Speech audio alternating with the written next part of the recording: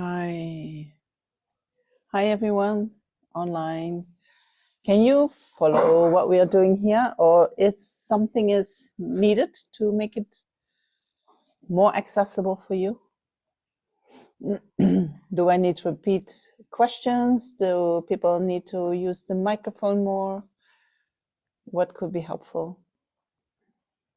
Or do we just continue as it is? You can put it in the chat, or you. That would be helpful. If people take the mic. If you speak in this and the people online can hear, and also on the recording, it will be heard. Yeah? Somebody has some water for me.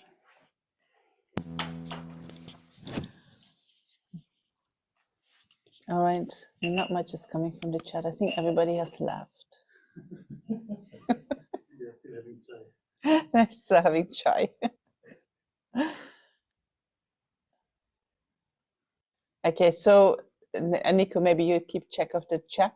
Yes. If there is anything, or if you want to ask questions or give your contribution, please put it in the chat. We are here. Okay, great. So we have another 1.5 hours that we can continue our discussion on developing wise compassion, which means that we kind of need to know how to develop compassion. And then from that, we need to know how to develop wisdom, and then how we can combine them, right? That's kind of the idea. And then we're going to see, like, then, and what do we do with that practically? What do we have? You have a question like, how do I implement that in my daily life? How can I bring wisdom and compassion into my working situation, no matter what that is? And I can give you my ideas about that, but maybe you have other ideas, right?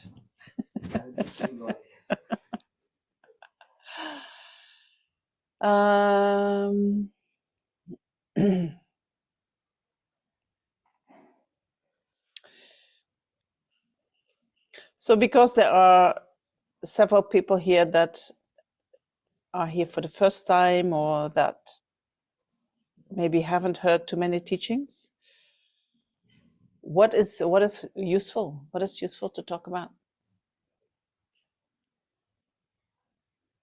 I can go to the text, but that I wanted to talk about, but it's quite an advanced text. And there are many concepts in that. If you have never heard teachings on Buddhism, they're going to be you might not be able to relate to that. But I'm always happy to do that. No? What would you like? If we can ask questions, if we don't understand something. Yeah. Go to the text. Also okay with that? Yeah. Okay. We're open to listen. Okay. So I'll first say a little bit about your question, right? I have a job, and what can I do? How can I help sentient beings? So when we study Buddhism and when we meditate, what we try to do, we try to develop these qualities in our mind, right? And it's like compassion is already, the seed is already in our mind, but then we have also all these delusions, and we have that afflicted mind, and we have that ignorant mind. And we, by studying and by meditating, we address these afflictions, we address the ignorance. And so then when we have less ignorance and less afflictions, then our qualities increase, our qualities of wisdom and compassion. And so then you become a lawyer who has a lot of wisdom and compassion, right?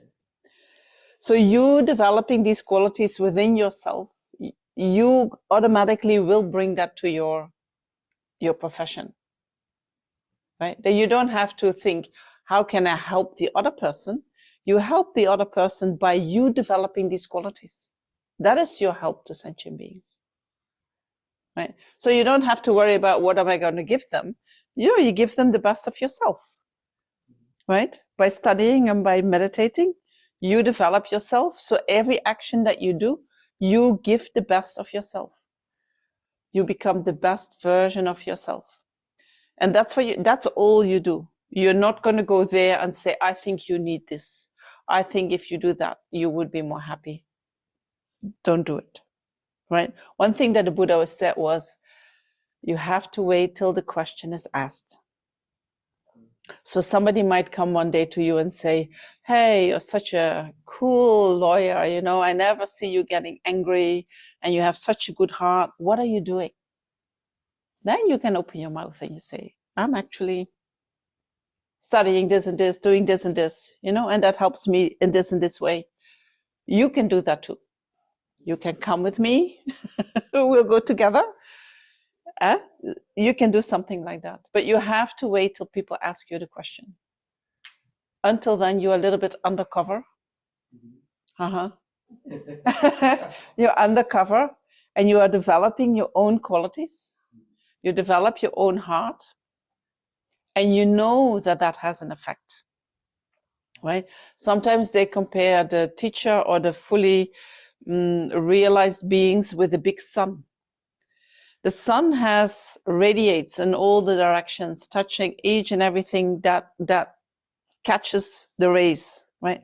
But from the side of the sun, there is no intention. I want to benefit this person, but not that person. Or this person is for help, therefore I'm going to shine my rays stronger in that direction, but not so strong in that. No discrimination. The rays are just shining because I'm in the nature of that.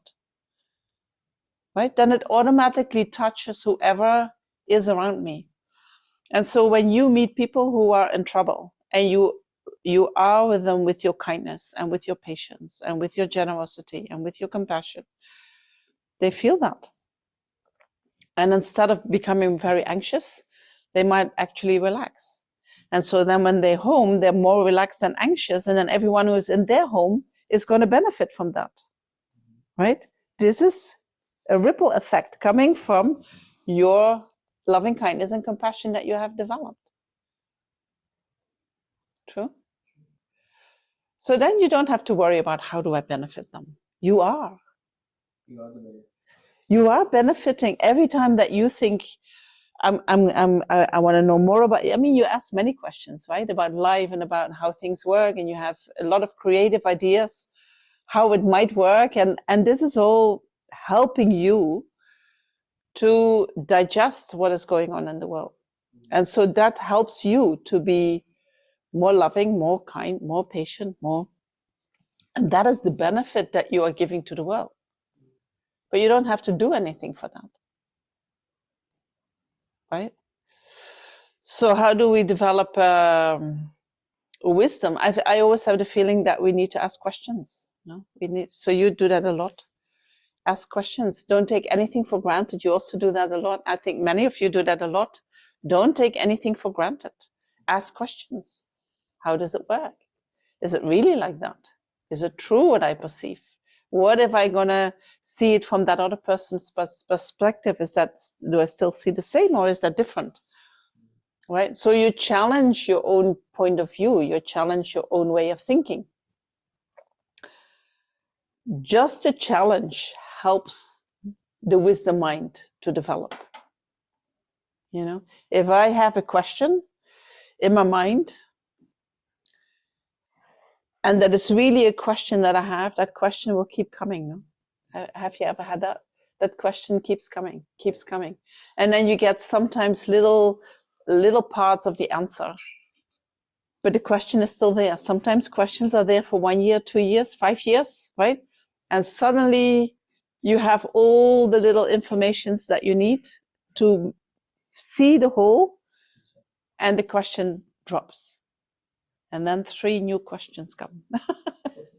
And then we start going on with them. So as long as the mind is asking questions, this is my personal feeling, I've never read that anywhere, but I have the feeling that when the mind is asking questions, our wisdom mind gets activated. Right? Whether we like it or not. It's like the mind starts searching.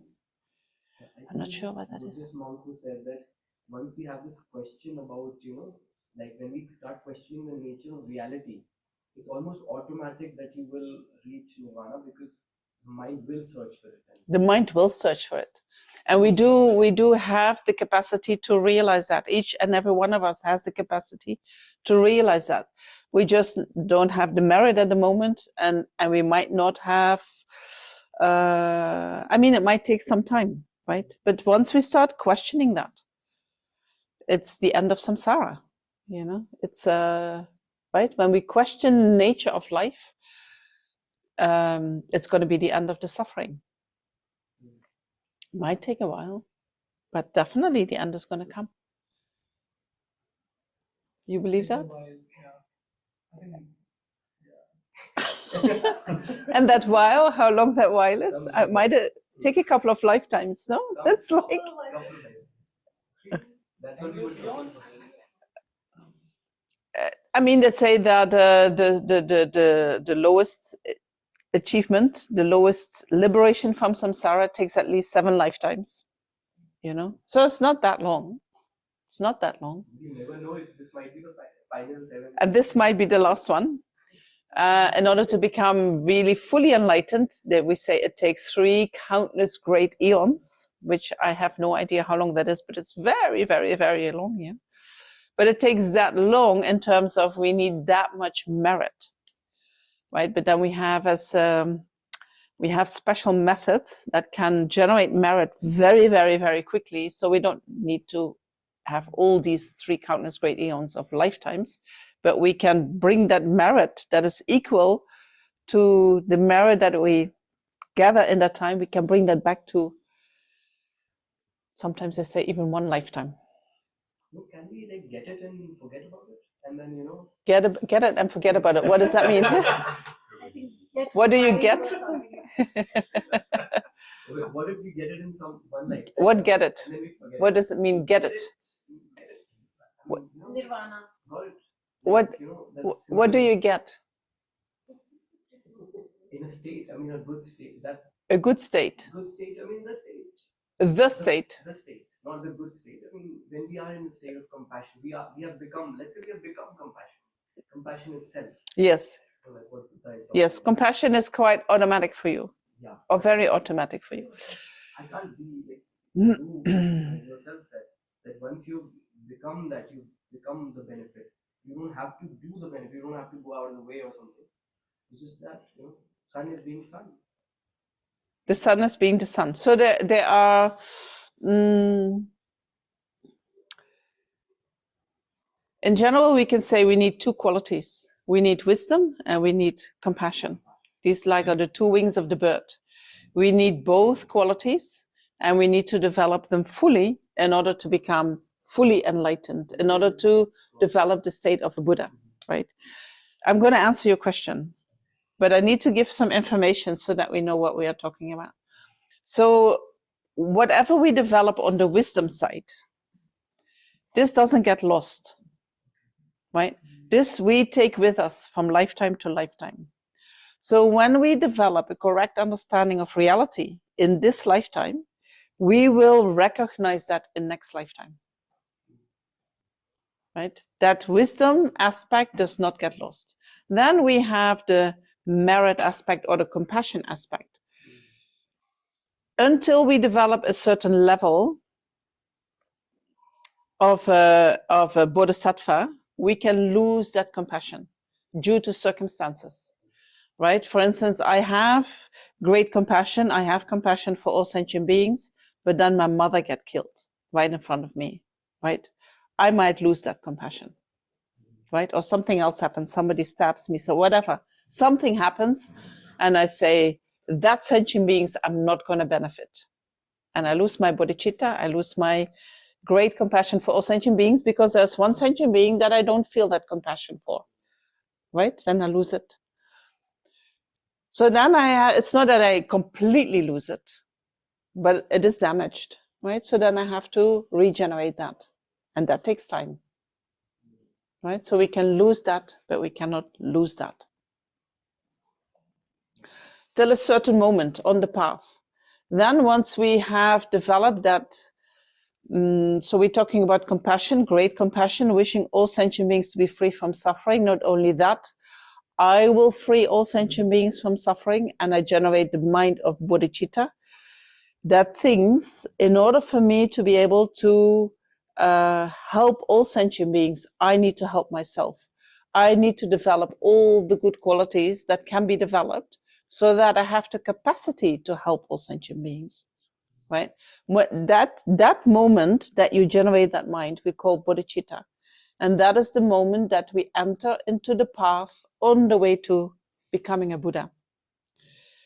Then in that first beginning of that path, we can still lose that compassion, right? But then in the next part, it becomes so stable that no matter what happens, we will not lose it, right? So then when we are dying, when we die in that moment, we will be reborn and we are still there on the path. We will never fall back, right? The wisdom that we develop always stays with us. Yeah. Don't think I'll just do the wisdom, I won't do the compassion, right? Because the wisdom, don't think like that. They still go together. Can I ask a question? Yes, please. You talked of compassion. Well, we give you the mic so that people online hear your question. And you keep track of the questions. Okay. Do I need to press anywhere? Or No. Yeah. Yeah, you can hear me? Yes. Okay. We talked of wisdom and we talked of compassion. Yes. And I will share with you a real life incident that just recently happened with me, where I had to deal with the conflict between wisdom and compassion. And frankly, I came out of it thanks to my sessions here.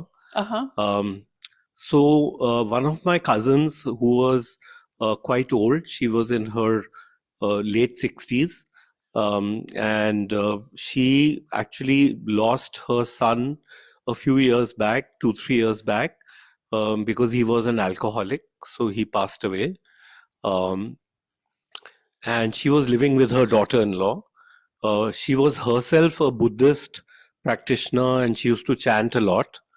And unfortunately, after her son passed away, her mental capabilities started deteriorating very quickly, to the extent that, she would forget things, which sometimes at that age can happen to someone who has, say, dementia or something. But she actually went through a very difficult phase, so I don't blame her.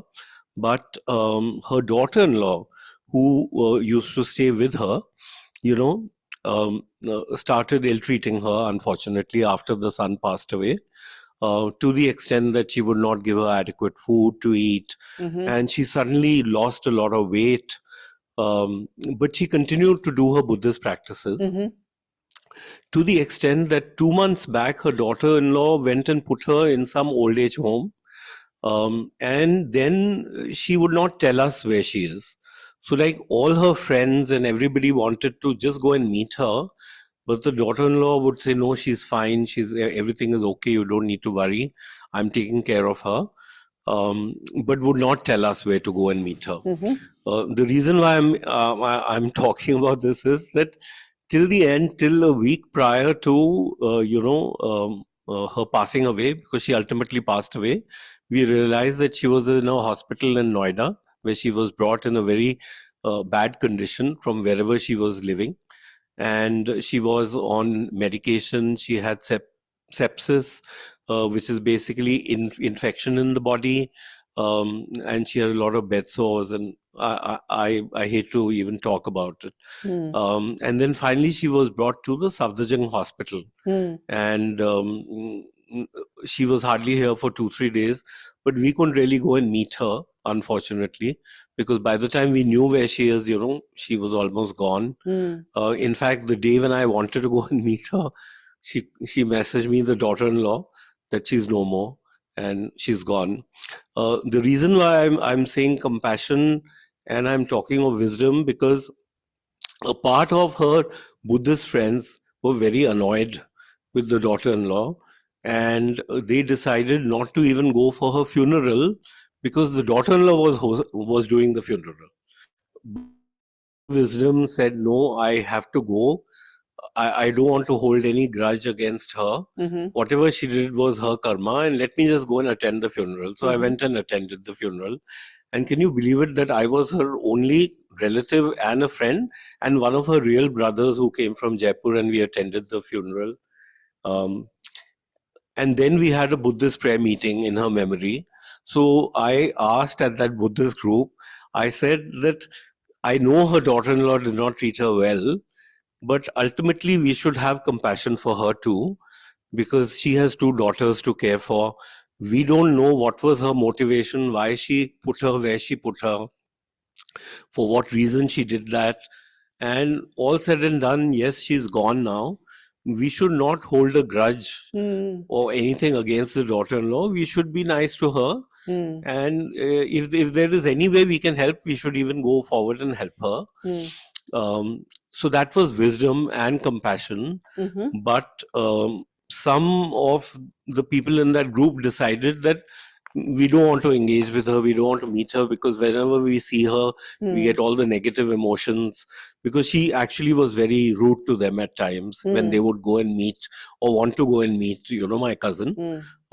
So the reason why I'm asking this question is that when there is when you need to be compassionate and you need to be wise at the same time, there would be situations like this where it's a conflict whether you should maintain contact with a person, not Yes. maintain, help a person because something that person did. But what do you think in your wisdom should be our path? Because when I raised this question at the Buddhist chanting session, they told me, they said, what you're doing is exactly what you should be doing. Please don't think anything negative about the daughter-in-law. Continue to support her. She has two daughters to work for. She's a single earning parent. So please don't have any negative, any negativity, because you're just harming yourself.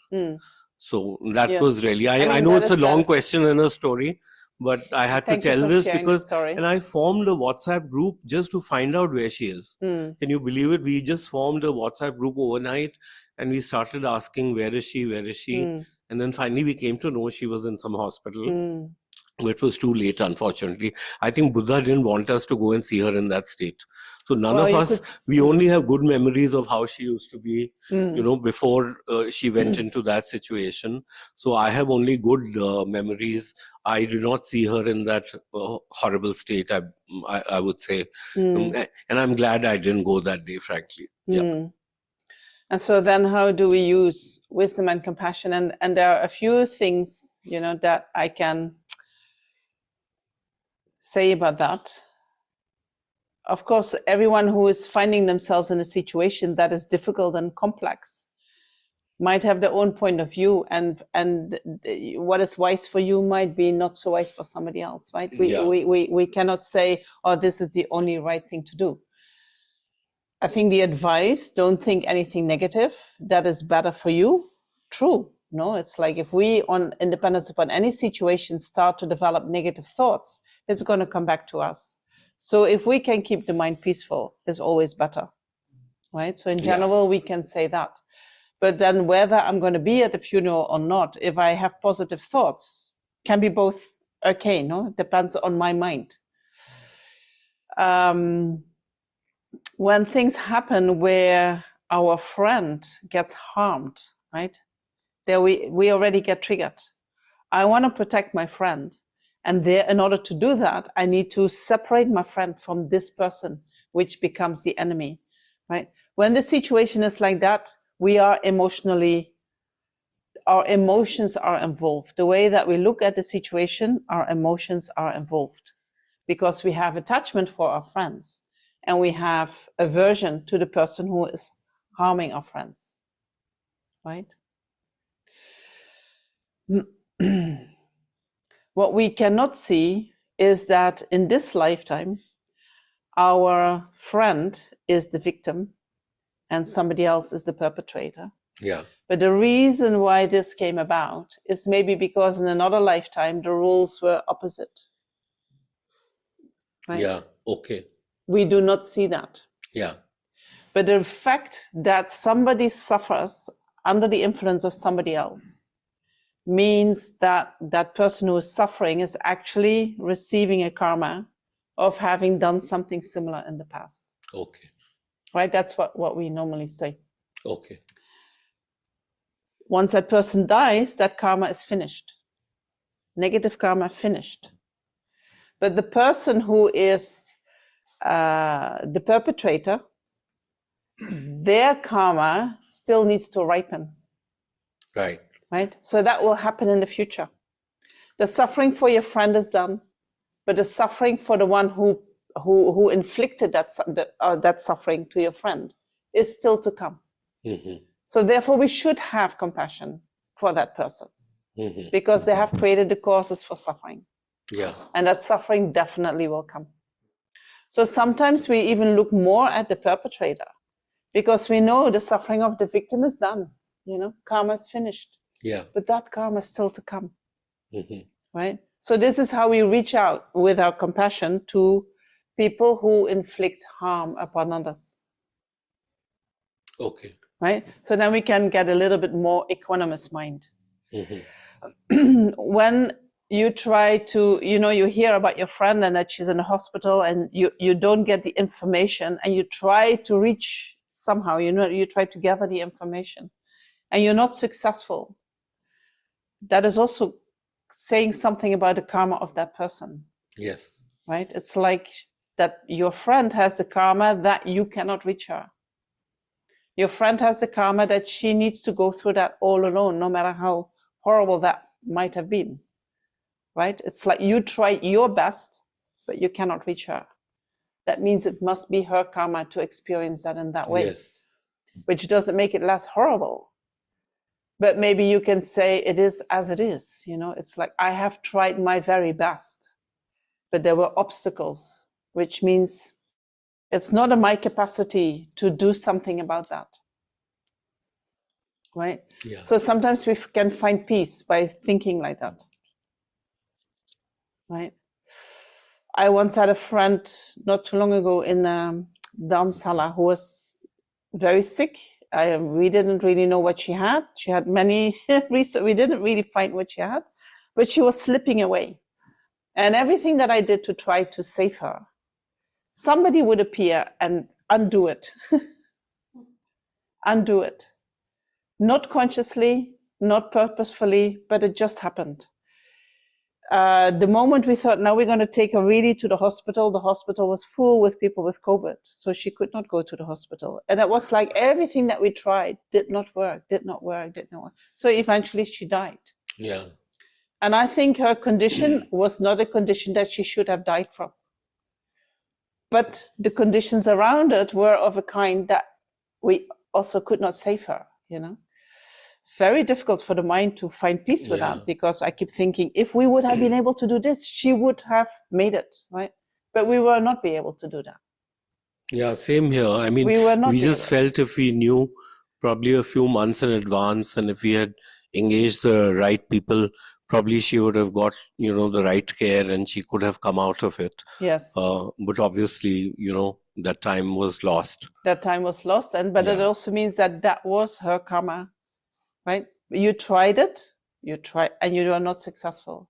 So then it's like, then you have to let go. No, it's like there's nothing else that can be done. Yeah. Oh. But I find it also difficult, to witness that and to find peace with that. My mind keeps thinking, isn't there a way that we could have done something? Right? My mind keeps thinking about that. Yeah. But I think the perpetrator, and thinking about the perpetrator and the victim, and how we switch roles in lifetimes, Yes. I find that very, very useful. Mm-hmm. I think Thich Nhat Hanh, he told stories about, or maybe somebody asked Thich Nhat Hanh a question. Thich Nhat Hanh, you heard of him? They asked him a question about a rapist and a young child. A man had raped a young child. And he said, oh my God, this rapist. And the people were like, what about the child? And he said, her karma is finished, but I know what is going to come for him. Right? And so if we have a little bit of that, could be helpful. A little bit compassion for the perpetrator, could be helpful for ourselves, right? Because we want to save the child. And I'm not saying we should not save the child, but we do that with an emotion of this person is bad and this girl doesn't deserve that. Well, if we would see everything, and I'm not saying that the girl deserves it, right? I'm not saying that. But if we see the whole time span of many, many, many lifetimes, then we know that what is experienced is a result of. It's not that we deserve it, but it's a result of, right? If you walk out of here and you twist your ankle and you break your ankle, it's not that you deserve that, but it is a result of something. Like that. It's very clean. Karma is very clean. There is no emotion there of blame or guilt, or it's more like a ball throwing against the wall and the ball is coming back. It's a law like that. It's just something is coming back. Something is coming back at you, right? When something comes back at you, we do deserve full compassion from everybody who is around there, right? When we see someone suffer from something, we're not going to say, oh, that is your karma, right? I don't want any of you ever to say that. Oh, it's your karma. No, we are there with compassion. I'm so sorry that that happens to you. But somewhere in the back of our mind, we know that that is not coming from nowhere. But we are there with a full compassion, with the love of the mother for her only child. Oh my God, what happened to you? But we can also be there for the perpetrator and say, what happened to you that you did that? That's the only way. I think that's how we should look at crime also. Criminals, it's not what, a lot of people interpret it in a very different way. Yeah. Perhaps. He is talking. Yeah, so a lot of people take it in a very opposite way. But there was this American lawyer, Clarence Darrow. So he had saved lives of two child rapists only, and a lot of people,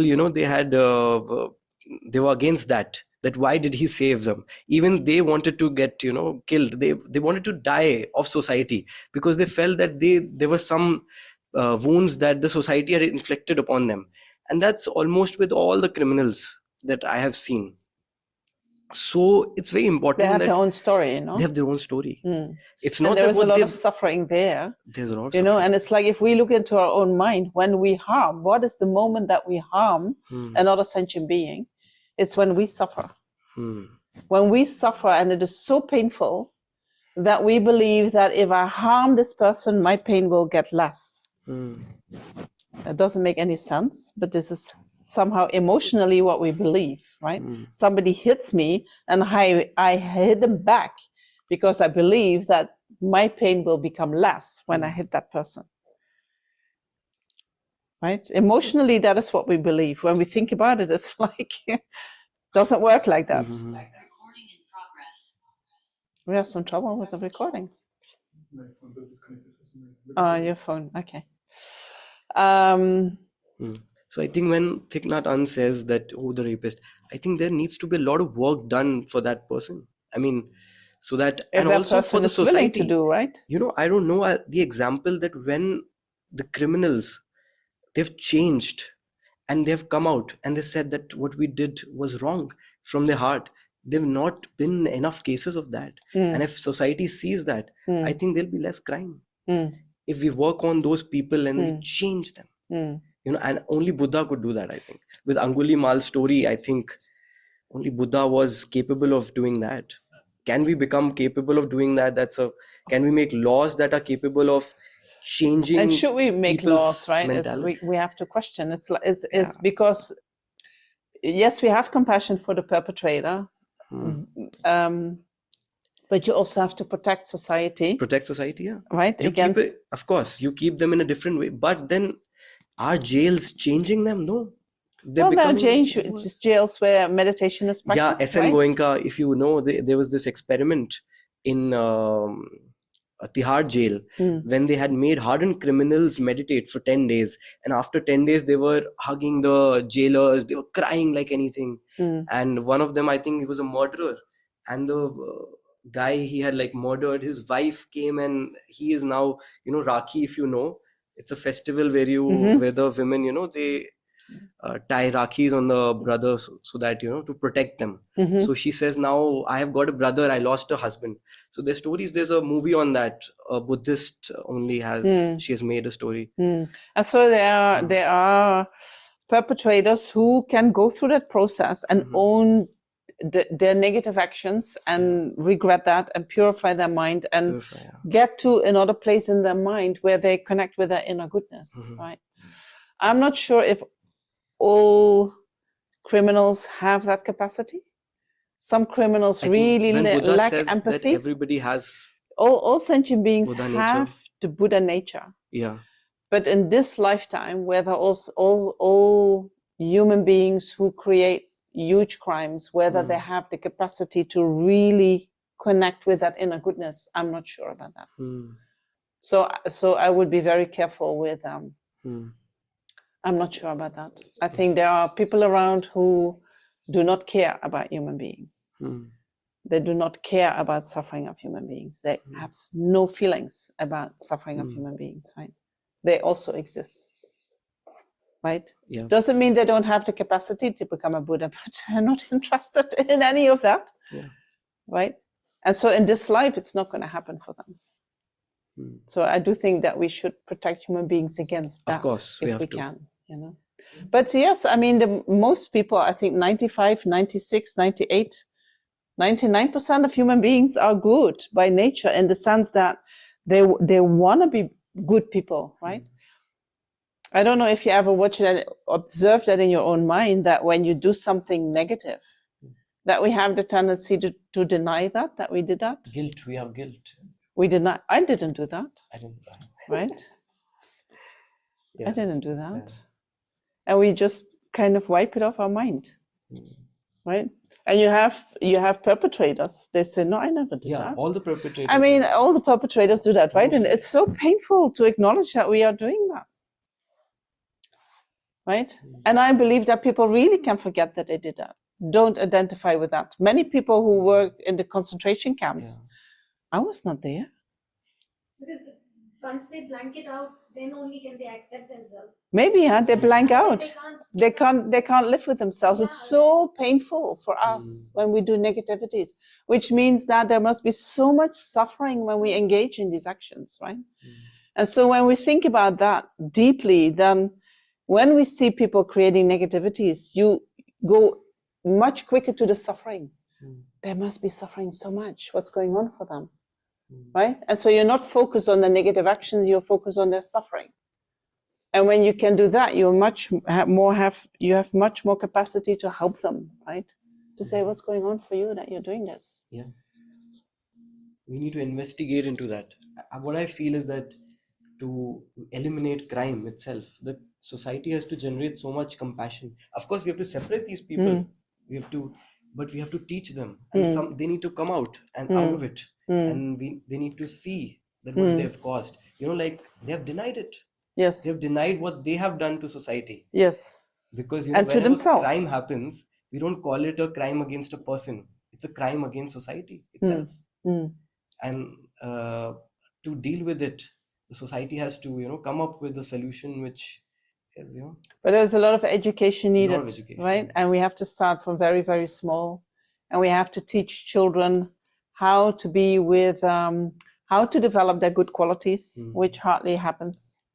Sorry, but it doesn't happen too much in schools, right? We learn how much one-on-one is too, but we do not really learn how can I open my heart, how can I be generous, how can I be patient, how can I help you, we don't learn that, right? I've heard that there are societies when somebody does something negative, they put them in the middle of a circle. People sit around them, and then they're going to say what goodness they remember from that person. what good. What goodness. Oh, that's interesting. I know that you were like this. You were like this. I don't remember you in this way. Oh. Like this, right? So you start talking about all the good qualities that you know from that person. So then you melt, I think, you know, and then you think, oh my God, I was so far away from myself that I did that negativity. It's not who I truly am. Right? You made And that then, person realize. then you realize your That's inner the goodness. biggest No, thing. this is what we need to realize. Then we let go of that negativity. But there was a lot lacking at the moment in society for us. No, we don't have such a. There's so many conditions that make it difficult to open the heart. You know, there are so many conditions that actually facilitate that we become more and more withdrawn on our own, take care of ourselves, not care about others, and we have to make conscious effort not to fall for that. You know, to do things differently. Do the right thing. Do the right thing. You wanted to say something? Oh, it was long before. Oh, sorry. Is it still in your mind? It's still in my mind. So no, I was just thinking, because if you can explain according to this principle, when we see the criminal, we go back and say, yes, they have been victim in the past. For example, a rapist has been raped when he was a child. So what makes one child that has been raped to be able to evolve well and to go with his life, and what makes a child that in the same situation to become and to inflict this incredible pain to someone else in the future? I think it's the They say, compassion. hurt people hurt people. Hurt people. In general, that's true, you know, but you can also, when you are very deeply hurt, you can also choose that is going to stop with me. I'm not going to pass that on, right? This is a commitment that you can make. So what makes that you can say that? Well, others do not say that. And I think when you can say it's going to stop with me, you must have already some compassion that you do not want to inflict harm upon others, right? Which you have developed in other lifetimes, right? Because you're raped as a child. And in order to not go completely crazy and start to inflict harm upon others, you need to have something coming to your mind that says, I'm not going to do that. I do not want to harm other sentient beings. There must be an inner goodness, an inner compassion that says, I'm not going to do that with others. And I think you need to have some wisdom, and you need to have, I think, a lot of merit to be able to have the power to really work through the pain. You know, when we have suffering, in order to be able to work through the suffering, we need to have merit. And I'll give you an example of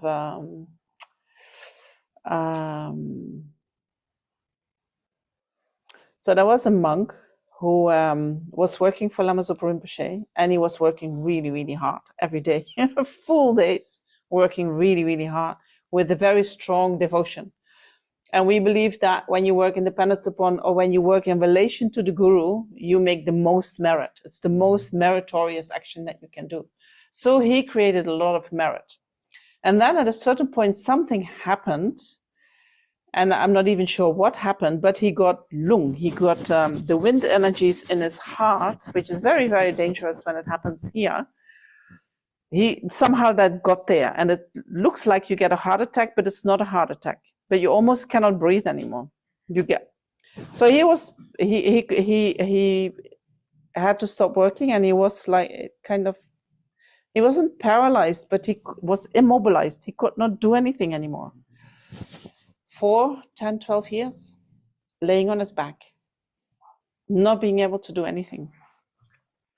And I was doing some healings with him. And then I spoke with Lama Zopa about it. And he said, what do you think is wrong with him? And I said, I think he has suppressed anger, and he says, totally wrong psychology. You have totally wrong. He says, we all have imprints for karma, for negative karma to be experienced. For instance, we all have karma to, I have to be careful how I say that, but in Buddhism we talk about the hell realms, where you experience a lot of suffering, We all have that karma. When that gets triggered and we go there, we will stay there until the karma is purified, right? But what you prefer to do is not to go there, to purify that karma in a human body. So Lama Zopa said, this monk has worked for the guru and created so much merit that he now has the merit to purify all his negative karma. And he does that by having this problem. Right? He suffered enormously not being able to do anything. Can you imagine? You work, and suddenly you cannot do anything. The mind goes completely nuts, right? And so to be able to be with that, that was his purification. So to purify negative karma, even if we need merit. So you could say, if you, a little child, and you get raped, that is a purification. The purification is not completely stopped when the rape stops, right? Your physical purification is finished, but then there is also emotional. You have an emotional reaction to that, and in order to let that come to a stop, in order to completely go through that experience, you have to go through that experience, right? You have to feel it. You have to become in peace with what happened, right? Very difficult process. But once that is done, karma is purified. Once that is purified, you are sure it's not going to happen to you again. Right? So you can use these kind of experiences in order to purify your karma. If that would happen to me, and then I'm going to go back to the perpetrator, and I'm going to bring you to court and make sure that you're going to get in prison and I make you suffer, right? What kind of karma do I create, right? Next life, something happens maybe again. So I need my wisdom in order to be able to find skillful means to deal with it in a way that it is really going to stop with me. Not just that action, but also that relationship with that person. Right? We want to transform that relationship. Also, people Sometimes Lama Zopa says that when something like that happens to you, that is a result of you having done that to that person in another lifetime. That person. It's very personal. So when there is a relationship that is very difficult, you want to purify that, and you do not want to give that back. You don't want to give that suffering back to that person, because it's going to come back to you again. So you try to find a way to stop it. Right? But it can take a lot of, you need wisdom, you need merit. But we can also create that karma out of a purification event. If we don't forgive to the person, Yes. so we can. Then you create more bad karma, yes. So you want to clean that completely before you leave this body. Yes. I mean, this is what happens now. If suffering is inflicted, then aversion comes. And then dependence on that aversion, anger can come, hatred can come, resentment can come, all these negative states of mind can come, revenge comes. And so that is going to work against us, and we need to see that. And we need to say that I want to stop. I want to stop my reaction to that trauma. How do I do that? I need a lot of merit, I need a lot of wisdom. To find the tools within myself to be able to stop reacting to what already has happened to me. Right? Because it already has happened. I cannot change it. Aversion means I want it to stop. I want it to go away. I want to separate from this, but it already has happened. So your aversion has no purpose. Right? While when you are a victim, you have the feeling that with your aversion, you can somehow still make it away. You make it go away. But it already has happened. So this, I think, is very difficult to get to the place that you can see, right? You were talking about that. You need to fully accept that is how it is in order to let go of that aversion and everything that comes from that aversion. I think it's a situation that calls for forgiveness. I think we were discussing the What other is day, forgiveness? forgiveness for that person. How can you What have is that? what is forgiveness? that you do not have sorry, forgiveness in the sense that you don't have any wrong emotion. You would what do you say?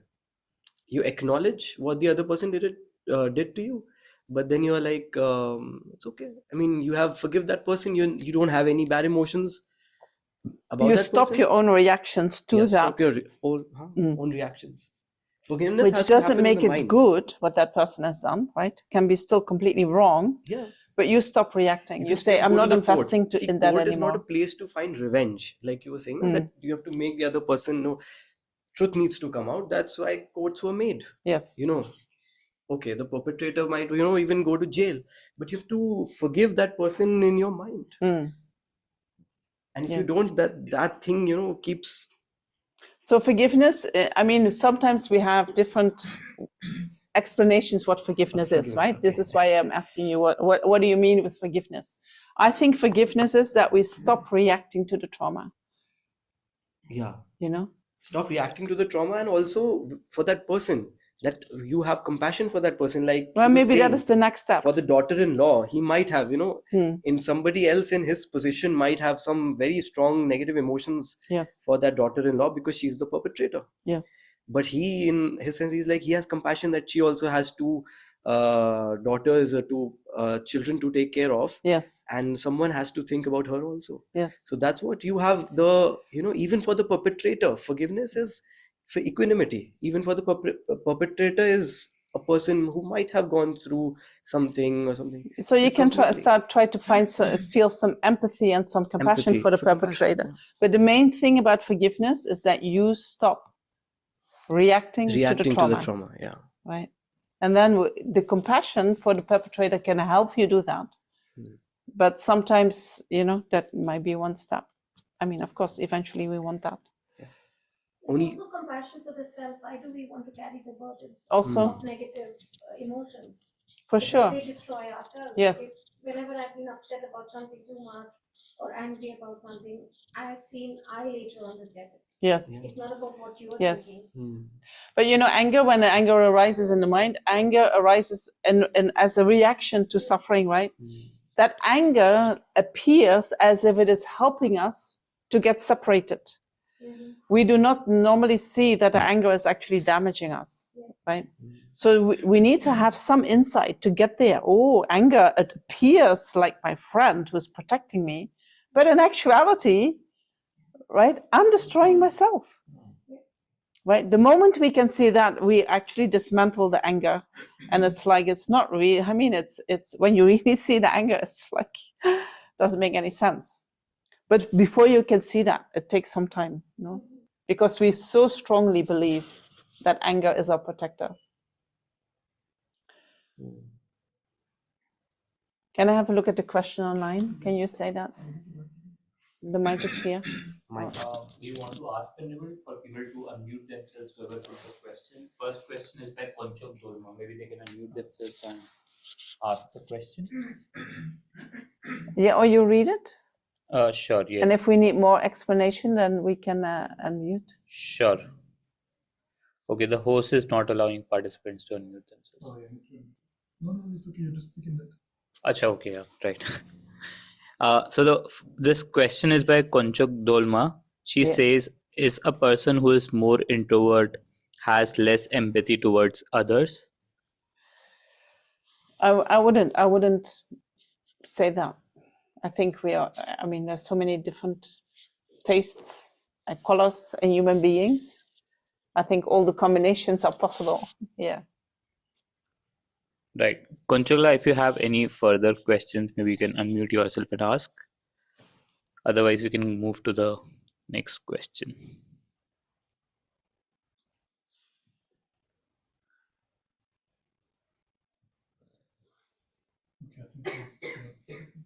I think she wants to. You want to talk, Kunchak? She does, I think. But she needs to unmute. No, right? thank you. Thank you. There you are. It really answered. I hear you and then I don't hear you. Okay, thank you. It answered my question. She said you have answered her question. Oh, okay. Thank you. Thank you very much. Then look at the next question. So the next question is by B.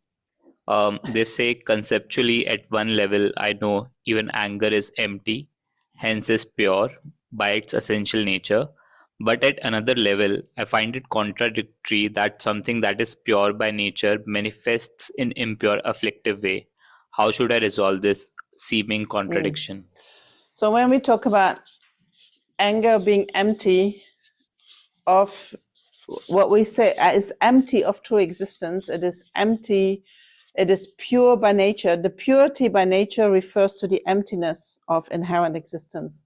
So all phenomena have that purity, which means all phenomena are not that, right? Anger in itself does not exist inherently, which means it comes about in dependence upon causes and conditions, which means when we change the causes and conditions, that anger changes into something else, right? So it is not, that is the meaning of pure by nature. Then everything in this world has that purity, that it can change in anything, right? Everything in this world can change into anything. So the negative aspects of life and the positive aspect of life can change into anything. So anger is only one part of the negative aspects of life, right? But there's so many negative aspects of life that we don't like, that we cannot believe that they are pure by nature. The purity by nature is the ultimate nature of everything. While on the conventional level of things, there are things that are on the positive sides and things that are on the negative sides, and the things that are on the completely pure side, as we say it in Buddhism, the thoroughly pure phenomena, the thoroughly afflicted phenomena and the completely pure phenomena. So when we go on the path to liberation, in order to get to that liberation, what we want to do is we want to practice with our mind, states of mind, and develop views with respect to reality that are in line with reality. So whatever is in the completely pure, into the group of completely pure phenomena, is in line with reality, is in line with how things are naturally, how human beings are naturally. Well, the thoroughly afflicted class is something that we are not by nature. For instance, human beings stealing or lying, that's not our nature. But due to causes and conditions, we can do them because we have these afflictions, right? So then when I am on the path of developing myself spiritually, I want to move away from the things that are thoroughly afflicted because they are not part of my nature. And I want to develop the things that are part of that pure class because they are representing, or they are similar to how my actual nature looks like. So in the beginning, when we are on the path, we are acting in accordance with what we actually are, but we have forgotten, we have maybe, we got used, we familiarize ourselves with things that are not in our nature. And so we want to go back to that nature. So in the beginning, it is a little bit artificial what we are doing, right? And we feel like, well, I'm not completely that, I'm a liar and I tell the truth, but I know I'm a liar. So it takes a long time before that idea, I am a liar, disappears out of my mind, right? And then maybe at a certain point, I start to feel, oh, actually, I'm telling the truth. I'm all the time. And I start to identify with the truth teller. That takes a while. But our nature is that we are telling the truth. When the conditions are correct, are supportive, we are telling the truth. That's who we are, right? So on the conventional level, everything is possible, right? And on the ultimate level, everything is pure from the beginning, meaning that nothing exists in and of itself as that. Let's see if that helps me. Your question is not intelligible. Could you rephrase, please? Who is that? For what question is that? Alexis question. Let's see. B, are you okay with what I just said? I can't see it. I don't know how to get to that. Oh, yeah. I'm not sure if B can unmute himself. Alexis, what happened when anger on mind? What? Can't really see it. What happens when anger on mind? When can't do nothing, but I inside do the heart that is peaceful. Is that maybe he's struggling with himself? He's saying that he's peaceful inside, but he's expressing Anger. anger. So maybe he's having an internal struggle. So one thing with anger is that anger is very convinced that it is right. Right? I'm right. And I have the right to tell you what's right. And when I am angry, I can have the feeling I'm so right that my mind feels maybe very sure of itself and very single-pointedly, and therefore it might feel like it's peaceful. But we have to check if that's really peaceful. Right? There might not be much movement in the mind because you're so focused on your right. But is that really peaceful? Right? You know that, right? When you're angry, you're for sure you're going to say that, but for sure you're right. For sure you see that. For sure it is like that. Feels very peaceful, right? Like there is not much doubt, there's not much anxiety, there's not much. You're just going to execute that one thing. But that's not really peace, no? Because in the action you can see that the peace is not in the action. And when the peace is not in the action, the peace cannot be in the mind. Because the action is coming from the mind. Can we say peace is in our perception rather than in the mind? Peace is? In our perception. Where is your perception? In the mind. In the mind, right? Yeah. So whatever we perceive comes from the mind. Yeah. I thought I was loud enough. No, it's for the recording. Oh, okay. Yeah. I can hear you also with the mic is not helping you. It's only for people online. Oh, okay. Yeah. So no, I was asking you about peace, and is peace coming from my perception of the situation, what I consider peaceful? I'm not sure if you say it is the perception of the situation. It's my perception of the situation. It is a state of mind that comes about, I think, on independence upon a lot of contemplation and meditation, that understands the nature of reality, that understands the functioning of your own mind, and that has found a way that you do not react. You're not coming from attachment or aversion, but you're just present. I think I've even got the answer while I was asking this question.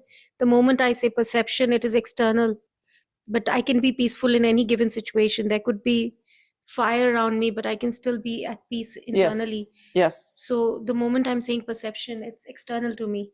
Yes, you But say I need- perception of something, no? Yeah. But it is actually as a result of your practice that internal. the peaceful mind comes about. It doesn't depend upon what The is happening external. outside you. Yes. Yes. Thank you. Yes. Is there any more from Alexis? No? Alexis, you wanna come back to your question?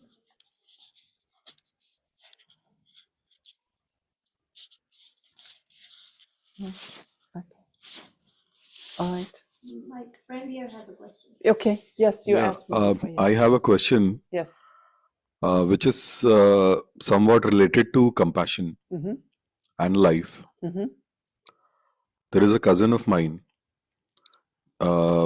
Within the duration of around 6-7 years, initially he lost his elder brother, and recently he lost his father.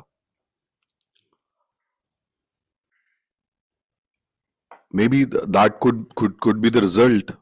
As a result, he has developed a fear of death in his mind.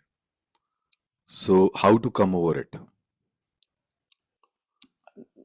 My first instinct is to say, do you think he has developed that fear of mind due to having seen them dying, or do you think that fear of mind was already there and got activated by this death? That could be possible. So I am myself a qualified psychologist, and yeah, I'm a lawyer also. So I've been using it with so many. You're both lawyers. Yeah. Nice. So I've been seeing so many people from different sectors of the society, different parts of the society. A lot of NRIs coming back to India from various, they have traveled various countries and they come back to India. So all sort of people. So maybe it could have been, triggered by the deaths. So as a result, what is happening with him is earlier he was living a normal life. He was leading a normal life. He was doing everything like a normal person. Now, a lot of things have changed in his life. It's like he has forgotten relaxing. His mind is probably not relaxed. He's not He got so much socializing. anxiety. He's not going for parties.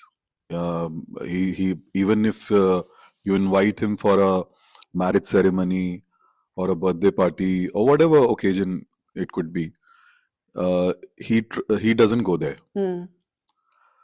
So maybe he thinks that if he drinks or if he eats non-veg in the party or anything like that, it might harm his overall health. So he doesn't want to do that. He doesn't want to do that. Right. So he's living now a life that he feels is going to give him more chance to live as long as he can. I'm sorry? He's living a life that is so healthy for him to have a longer life. Is that what he's doing? He's scared of dying. Yeah. Right? Yes. He's scared of dying. Yes. So he's trying not to die. Yeah. So he's trying not to drink. Yes. Yeah. He's trying not to, right? Not to do anything that is actually unhealthy. Yeah. His elder brother used to drink a lot. And then he died. But he died because of some disease. There was some illness because of which he died. His father died because he was 80 years old. But as a result, because he was compassionate with these two people a lot, they played a very important role in his life. One elder brother and father, obviously. So that fear of death has developed. I wonder, it can also, if these two beings are so important in his life, right? His brother and his father are so important in his life. So then they leave and he's alone. Yeah. And I wonder if the being alone is more the cause of his anxiety than his fear of death. And he can say, I'm afraid to die. But why would he be afraid? Because his brother and his father are there, right? He can follow them. But he's now alone. And the fear of being alone is also a deep fear that most of us have. No, we don't want to be alone. So the people that we are very attached to, they die. Here we are. We don't know how to live life on our own. Right? And fear, and then you can say, I'm afraid of dying. But if we really look into the fear that people have for death, we can say, are you really afraid of death? I mean, that's the only certainty that we have in life, that we are going to die. Or are you afraid of living fully? Are you afraid of fully living life in the sense that you feel that you're breathing, you feel that you are alive, you feel that you are here and you're going to make most out of that? Are you afraid of doing that? And if you want to live life fully, you have to make peace with the fact that you are alone. Nobody's there. You have to do it on your own. It's very, very difficult. Yeah, I mean, coincidentally... Does it make sense? Could that be the case? Maybe. Maybe. Yeah. There is another add-on I forgot to tell you, that his brother died just before COVID Mm-hmm. and his father died just after COVID. Mm-hmm. And during this period, we saw so many deaths all over the world, Mm-hmm. including Delhi and the rest of the India. So that is again an add-on towards the situation. You know what the two main causes of death are? Two main causes of death?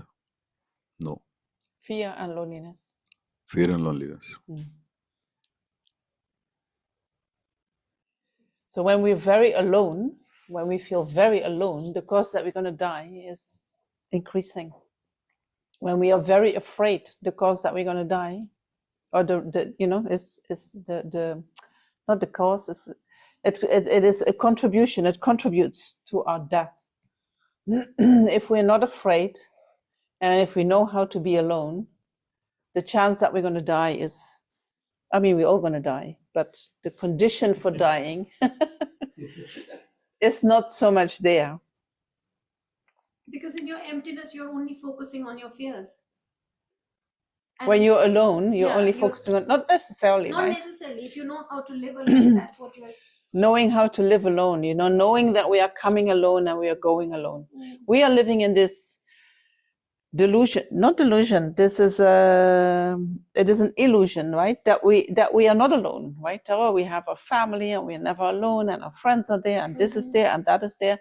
But if you look at our life and if you look at our mind and if you look at how karma works, we are completely alone. We're coming here as a little baby into this family. We know nobody, right? We know nobody. But because we are so cute, they take care of us, right? We are the most cute that we can be when we are little babies, so that others do take care of us. And then at the end of life, when we leave, we are also alone. We don't take anyone with us. But we still fear that loneliness. And we fear that loneliness. But I think the fear of loneliness also comes because, I mean, it is somehow in our human nature that we are animals, right? In the sense that we want to be together and we want to share and we feel good, and we all also have that fear of being excluded from our family, right? These are all things that are embedded deeply in our psychic. But the reality is we are alone when we come and we are alone when we go. And if we make peace with that reality, so that being alone is not the same as being lonely. Being alone means that you take full responsibility for you and for your experiences and for your actions, right? And you know how to handle yourself from the beginning till the end, or from very coarse consciousness until the very subtle consciousness. You can deal with all these states of mind. Then no problem. Dying is no problem.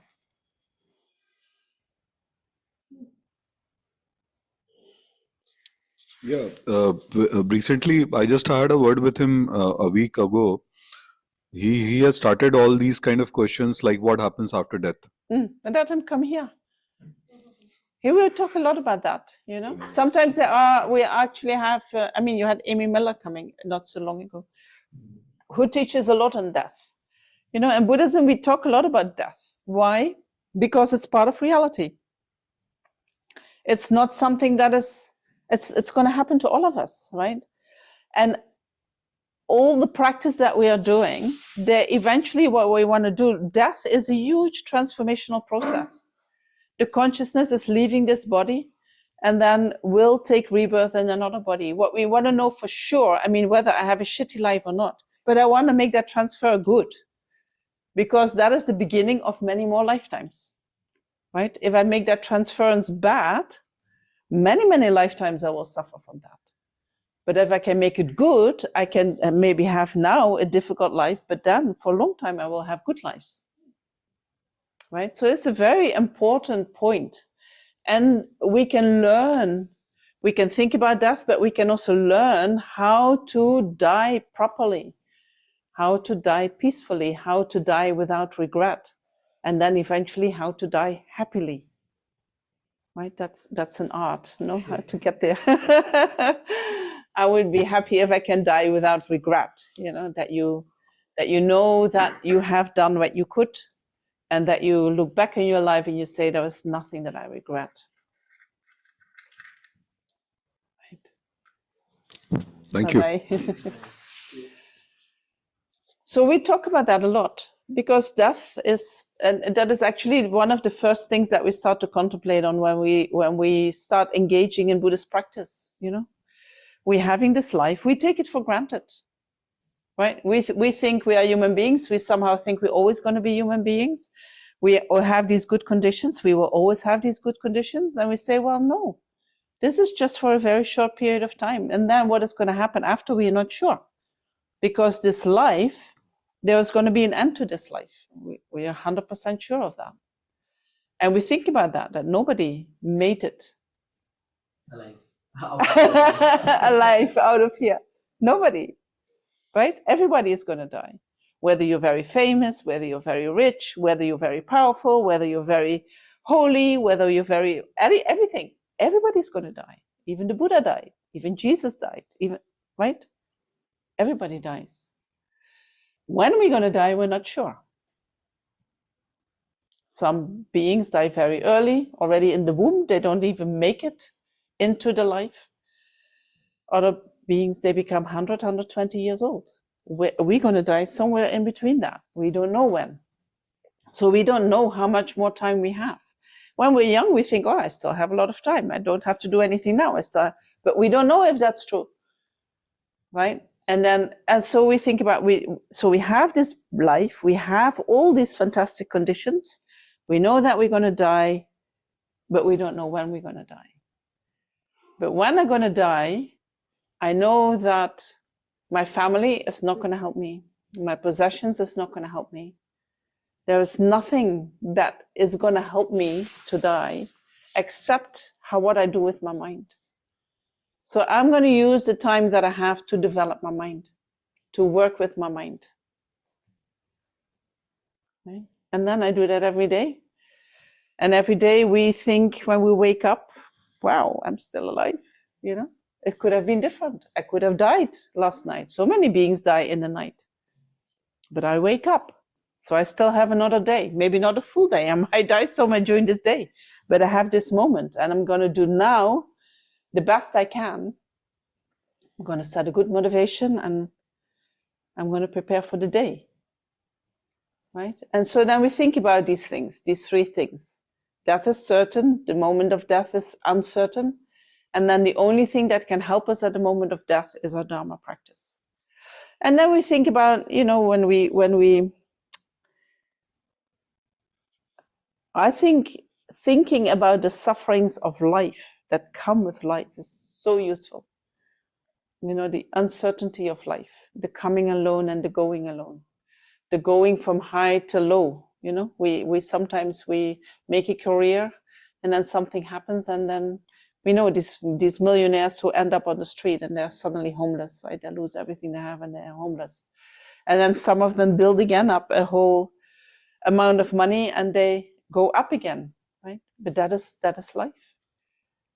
So can we deal with any of these situations? And when the good situations come, can we use them for the best of ourselves and of others? Right? If I have a lot of money, Lama Zopa would say, if I have a lot of money, the best I can do with money is give it away. Because when I give it away, I create the causes that more is coming. When I hold on to it, I create the opposite. I create the causes that I'm going to lose it. So give it away. Right? So so send him here. Let him come.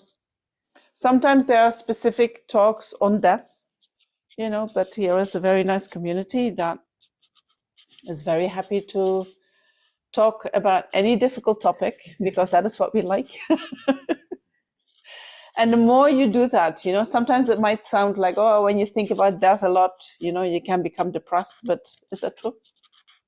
What happens when you think a lot about death? It's empowering. That's the same word that came. Same word to you. What happens when we think about death? Have you done it? Not sure. It's relaxing. It's fantastic. It's relaxing. What you were just saying about somebody sleeping in dying in their sleep. This is a share. So a week ago, kind of, I don't know what happened. Maybe take the mic. Sorry. The whole night I just couldn't sleep. I was very restless and I kind of felt shortness of breath. And I was seriously, I'm not joking. Like I kind of thought it's the end of me. It was just a week ago. And in my mind, I'm writing everything to my kids. This is for my son. This is for my daughter. I was very restless. And then I couldn't stop that restlessness. And then I just said to myself, look, if you get awake in the morning, you're alive. If not, you're no more there. There's no use thinking about it. And I just shut my eyes and I'm here today. Wonderful. But sometimes that's all you can do. Yes. You just have to accept what it is. Yes. And that anxiety about dying, it's not that is going to prevent you from dying. Yeah. And it's not also not that is going to make you die, right? It's just the restlessness of the mind. Yeah. But it doesn't have any effect in the sense of dying or not dying. Mm-hmm. It's not like that. All right. Let's me have a look at the time. What the time is? We still have 4 minutes.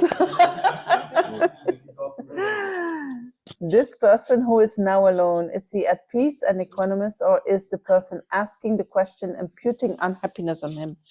This is a question for you, sir. Should I repeat that? Yeah, please.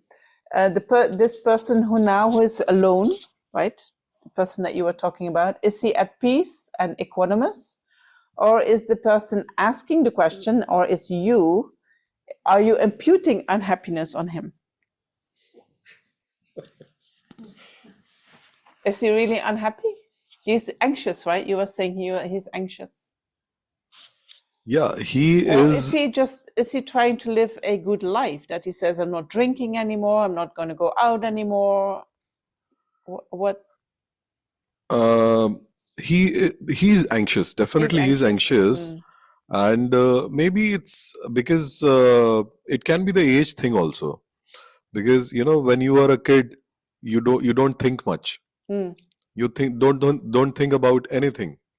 You're fearless. But once you attain a certain age, you start developing all these things that, health issues and family, wife, kids. How old is he? He is around 38 something, 37, 38. Still very young, no? Yeah. Normally at that age, we don't think about death too much. So when we are young, when we are in college or school, we we develop various types of infatuations. We have girlfriends, boyfriends, and we eat all sort of food. There is no stopping to anything. We don't think twice before stopping. At certain age, we see the time and then we eat. That it's 6 p.m. now, so I can't eat. Because then I have to eat my dinner also at 7:30. So all these things develop by the passage of we change, no? With the age. But when you are a kid, you don't have all these things. You don't think much. The biggest thing is you don't think much. This person is really suffering? Sorry? This person is really suffering that you were talking about? Yeah, he's suffering. Yeah, he's suffering. He went to... It's not just your idea that you put on him. No. It's nothing to do with me. That's the answer to the question. Yeah, right. There's nothing to do with me. He went to a psychologist. So the psychologist said that, if I remember correctly, that you relax yourself. Don't think much. And that helps. Yeah. Sorry? So don't think much. As a psychologist, does that help? No, it didn't help. No, it doesn't, right? You cannot say you just relax. If somebody is anxious, you need a little bit more. Yes, you need to talk about what is actually. Yes. No, I'm sorry. I said psychologist. It was a psychiatrist. Yeah, a psychiatrist. A psychiatrist. Yeah. But So we know that doesn't help. she gave Just some chill. she gave some medications also. And She then you gave give some medication. medications Yeah. to calm him down, to Mm. get a good sleep, all those things. So till the time these medications were going on, he was okay. Mm. The moment he stopped the medication, Problem is still there. yes. So yeah, but it is true that the moment he has started relaxing and following his hobbies, things have things have improved. No? I would say, yeah. That's good to hear. Yeah. That's good to hear. It's not 100% improved, but it is improved. But you can always tell them, that there are some Buddhists here who like to talk about death and what is happening in the mind and anxiety and depression. And that is actually quite normal here. Yeah. And that he is always welcome to attend. Sure. Yeah. I'll surely let him know. It's empowering and relaxing. It is empowering and relaxing. Yeah. Okay. So is it okay? Shall we wind it up for tonight? Mhm. Or is there anything? I don't know, we went through quite a lot of sharing and going through different. So my whole text is still at the beginning. Very auspicious. So that was the beginning of a text on emptiness, and it begins with praising compassion, because compassion is the quality that leads to all the realizations, and that compassion, in order to really lead to all the realizations, you want to let that be influenced with your wisdom about the nature of reality, your wisdom about impermanence, your wisdom about the emptiness of inherent existence. And when that compassion is influenced by these qualities, you can go to the deep into the nature of suffering and really understand when we talk about Buddhism and when we talk about suffering, what we actually mean. It's not just the pain, it is that constant reacting to things that we are doing automatically, and that is very difficult to step back from. And we do that because we so believe in what appears to us, that things exist in and of themselves, and so as if there is a reason that we need to react, and as if we can influence what is happening to us. Well, and the better we can see that with our wisdom mind, the less reactive we become, the more compassion we can develop. So I think that the essence of the text, we have gone through that. For sure. Huh? The example and the story. Thank you all for being here. And we can dedicate and this is really, really meritorious, thinking about life in this way creates so much merit. Thinking about emptiness, thinking about compassion, even looking into your own mind and thinking how you can do things differently, and having the mind that can think, I can do things differently. I'm not sure yet how, but I know there is a possibility. So much merit. And so we can dedicate all that merit. We never keep that for ourselves, but we can dedicate that to all sentient beings on this planet, the ones that we can see, the ones that we cannot see, on all other planets, wherever they are in the universe, with the wish that their suffering is going to be alleviated, that they may be free of all their suffering, that they might find all the happiness they wish for, and even more than that, that they become free of every instance of suffering, completely free. And that we somehow might contribute to that. Whatever we are doing, that is contribute to that.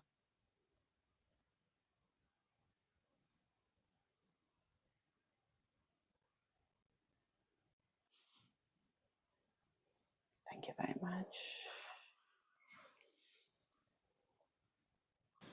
Thank you so very much, Venerable Jamyang. And yes, I think it's auspicious.